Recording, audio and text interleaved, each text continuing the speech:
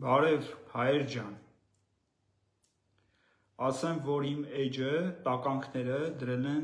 սահմանափակման տակ, խոսքս ուղղված է պետական աշխատողներին, համատիրություններ, պետական աշխատողներ, դուք գիտեք, որ այդ պետական ձեզ,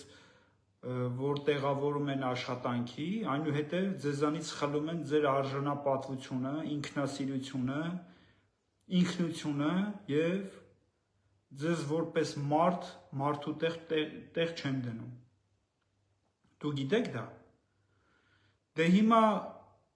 այդ որ աշխատում եք դուք,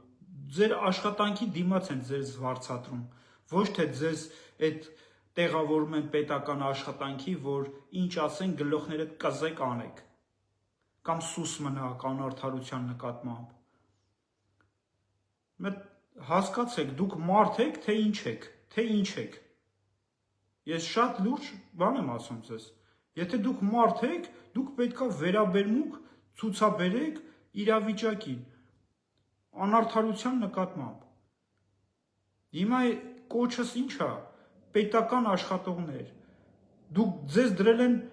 ստրուկի տեղ, ձեզ պղծում այլասերում են, ուստի ասում են սա անեք, նա անեք,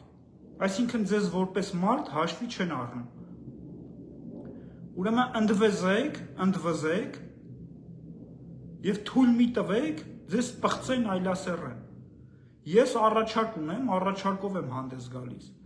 եթե իմ գլխավորությամբ եղավ հաջողություն, հաղթանակ, միանշանակ բոլորը իրանց աշխատանքի դիմաց վարձատրվելու են ու ավելի շատ,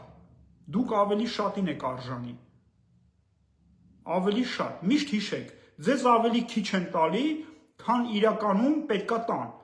ձեզ բոլորիդ խաբում են,